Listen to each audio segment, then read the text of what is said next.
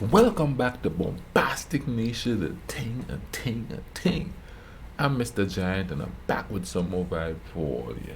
And we continuing in the series on Heritage Minutes about Canada.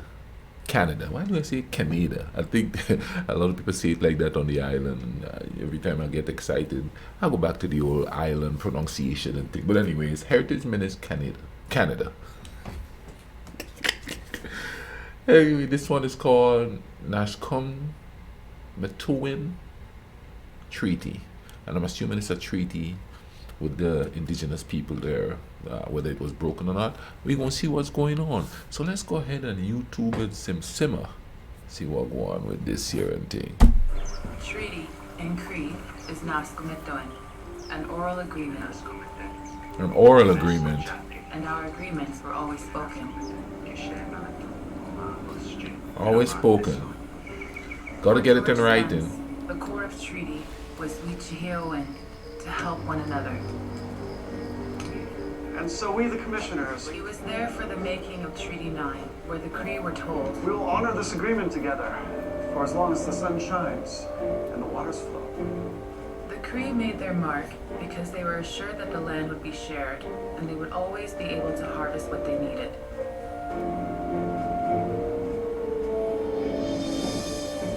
George Spence was my great-grandfather. In his life, he saw many promises of the treaty go unfulfilled. Treaties were essential to the creation of Canada. First Nations still fight for the agreements to be honored. Treaties, man. Treaties. That's a hell of a thing. You know, so many treaties were broken here on the islands and stuff like that. You know,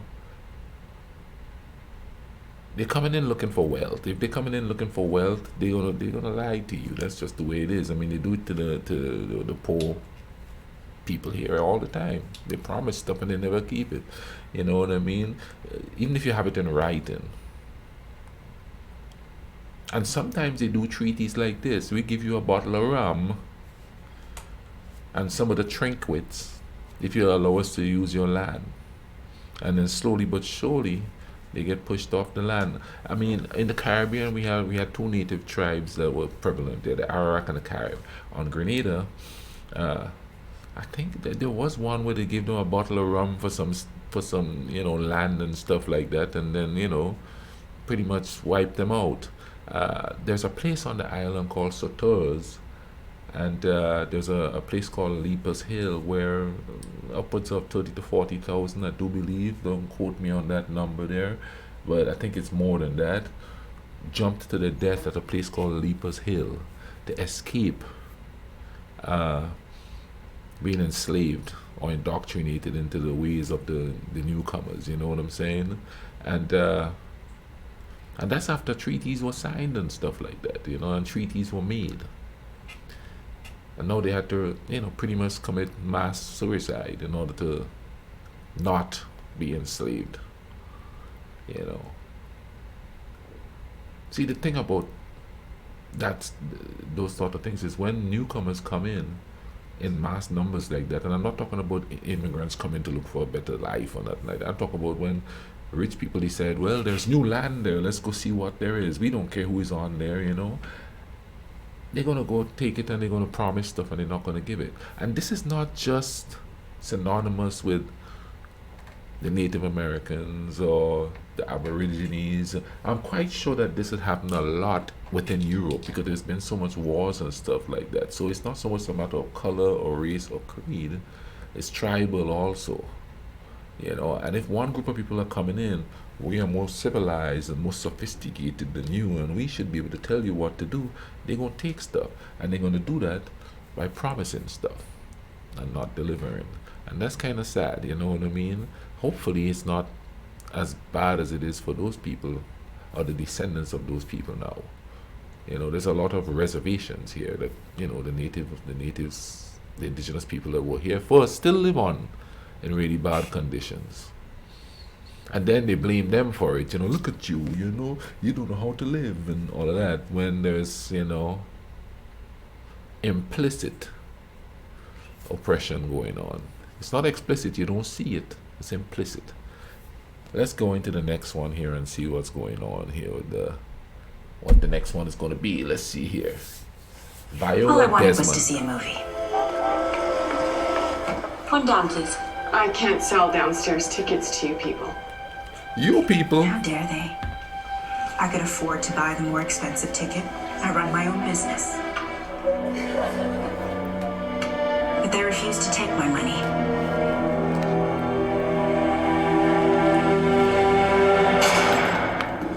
They left me there all night. On what charge? They said I didn't pay the theater tax. But it was really about color. Sister Desmond, appeal this conviction and your community will stand behind you. Do you have any idea what this will do to us? So what are you going to do? Make it right. Viola Desmond's case inspired Nova Scotia's civil rights movement. She was pardoned 63 years later based on the injustice of her conviction. Viola Desmond. That's a pretty name, Viola Desmond. Desmond is my brother's first name. But I'll be honest with you. On the island, when I was born, we had black leaders. So, we didn't have to go through this as drastically as other places have, like in Canada or in the US here. Grew up with black leaders, black everything, you know what I mean? The problem we had there was rich and poor. And also, according to the revolution that we had in 1979, the mentality of the colonizers still remain in certain black people. So we had those black people treating the poorer or less educated black people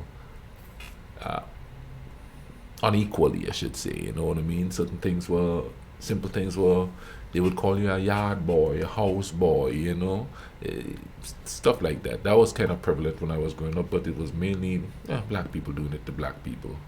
And that's why we had a revolution in 1979, which really changed everything. I don't care what nobody say. And I'm not saying I agreed with everything the revolution we had did. I definitely didn't. I don't like violence, and there was some violence. That's just me. I don't like violence at all. But it changed the whole way outlook on stuff, I ain't lying. It brought some kind of equality. Not a whole lot of people think they were, feel like they were less than. People felt a little bit more powerful. But with this going on here, I hear stories about that here before. And I tell you, when I first came here, I went to, and I ain't gonna name the place because I don't like to make anything feel, any place feel bad. It could be different now. But there were certain places I couldn't go. And this was in the late 1980s. And it's not like it was a law I couldn't go there. It's just the way I was treated when I went there. I went to a restaurant one time and I remember sitting there eating, and the restaurant was right on the main street, and I heard banging on the window, and I looked, and I was playing basketball at this place there, and there was some other ball players, and they said, "Man, you can't eat in there." And I said, "Why not?" "Man, that's where all those KKK people hang out." Now, I didn't know nothing about that. Just came to this country, you know what I mean? And it was the first time I was actually going to sit down and try to eat a hamburger, because I'm not big on eating meat. And I decided, should I go back in or should I leave? I'd already ordered and they would want to serve me. And everybody was kind of strange there. So I went back in and ate my hamburger. I was going to try it. I was sick as a dog later. Not because of the restaurant's food was bad. It's just that my stomach wasn't used to it. But, it was like a really weird feeling. I tell you, the most uncomfortable I felt, and there's nothing like this. And once again, it's not a law, but it's how we treat each other. I was in a little town next to where the college is to catch a Greyhound bus to head off to New York to see my mom. And it was freezing outside, and of course I just got here, I come from 82 degrees, it was like 30 degrees, and I look around and there's a restaurant where I was going to, where I was waiting for the bus.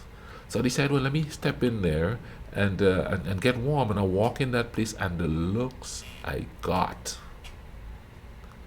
it was like, "What are you doing here, boy?"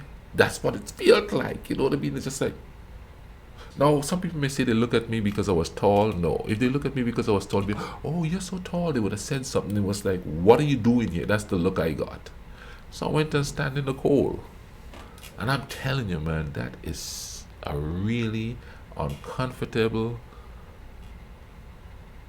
That was an uncomfortable feeling. I could still feel it just talking about it.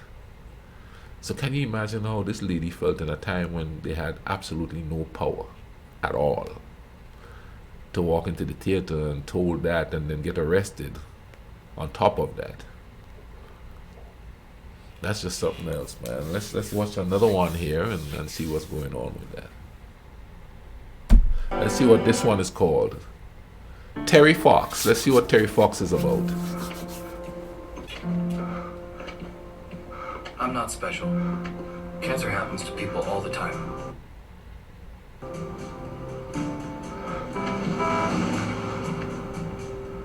I take 1 mile at a time, 26 miles a day. I want to set an example that'll never be forgotten. Sometimes it feels endless. Wow. But the pain I feel is nothing. I've seen little kids in so much pain. Somewhere, the hurting must stop. Terry Fox ran more than halfway across Canada to raise money for cancer research. Every year, millions of people around the world continue the marathon of hope in his name. You know, it's really cool that they highlight things like this in their history. You know, something that may not seem as important as everything else, but it is important. And it's really cool that this minute-long historical documentary, if you want to call it, I'm going to call it shortumentaries. I'm creating my own word. Yeah, I used to be an English teacher, I could do that. But it's really important that things like this be highlighted. Sort of inspirational history, you know what I mean? And it's really important, instead of showing the warrior part of history and this man has done this and he climbed this mountain to shoot up a bunch of people. He did this for a specific cause, to bring a specific awareness to something that plagues a lot of humankind all over the world. You know what I mean? And it's good that they also continue that. I'm enjoying these, people. I'm really enjoying these. And I like the parallels that come with it, with my experiences and stuff, you know what I mean, towards the history, because, you know, we repeat ourselves all the time. Right now, here where I am, people are repeating everything, you understand what I'm saying? But, you know, I guess that's the way it is, you know. If we're not going to learn from it, we're going to keep repeating it, and we're going to keep making the same mistakes, unfortunately, and most people don't want to listen. That is why they don't emphasize education as much, because if you know where you come from, if you educate yourself about where you come from, where you truly come from as a complete group of people, not just as one part of society, or one race, or one tribe, or one ethnicity, or one whatever, then we're doomed to make the same mistakes if we just look at ourselves only. I'm liking this. Whoever suggested this to me, thank you very much. I'm enjoying it, okay? You all take care of each other. Cool runnings.